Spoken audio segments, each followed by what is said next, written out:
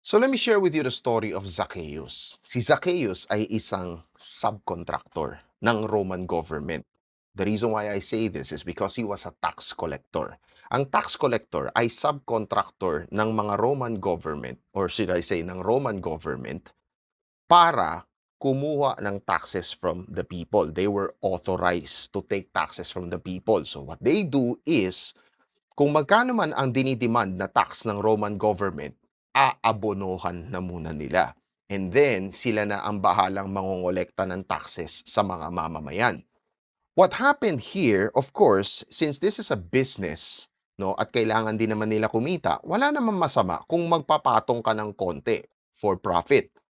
Ang masama lang dito, dahil sa kasakiman, dahil sa korupsyon, pinapatong nila, no? They charge the people with exorbitant taxes. So instead of ito lang, ang tendency is dumodoble, lumolobo.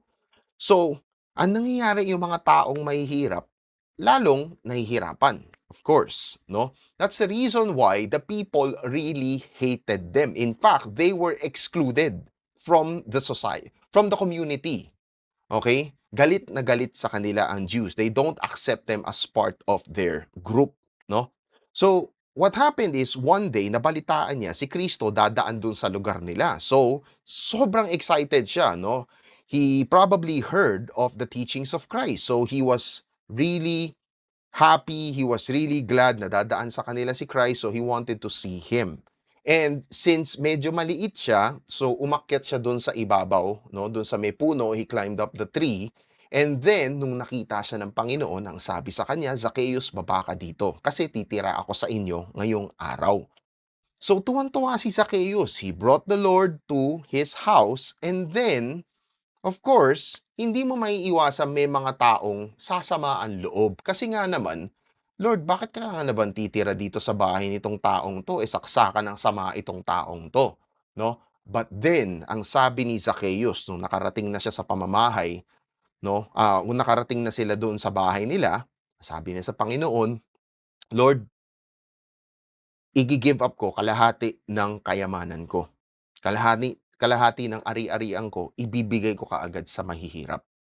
No? At kung meron man akong niloko, if there's anyone that I have cheated, babayaran ko sila 4 times as much. No?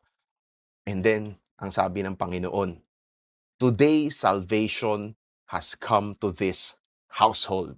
No, that's the beautiful thing. No? You are saved, in short. No, but he doesn't stop there. Ang sabi niya, because he too is a son of Abraham. Remember, when you say that you are a son of Abraham, ibig sabihin, kasama ka pa rin doon sa community. Although, tinalikuran ka na ng mga Hudyo, but you are still a son of Abraham, no? Sa Panginoon. For the Son of Man came to seek and save the lost. You see, that's a beautiful lesson. That's a beautiful thing. Now, I want to share with you, ano ba yung mga napansin ko about repentance?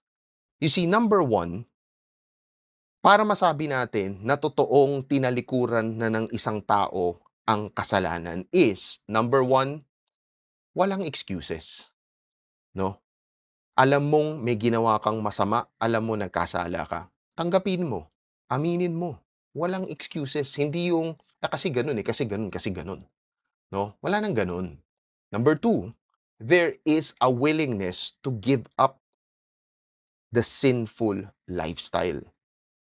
Marami sa atin, sinasabi, tinalikuran na natin ang kasalanan, no? Or should I say, pumupunta na sa church, pero tuloy-tuloy pa rin ang kalokohan. Tuloy-tuloy pa rin ang kasamaan. Tuloy-tuloy pa rin ang, corruption, greed, and all these things.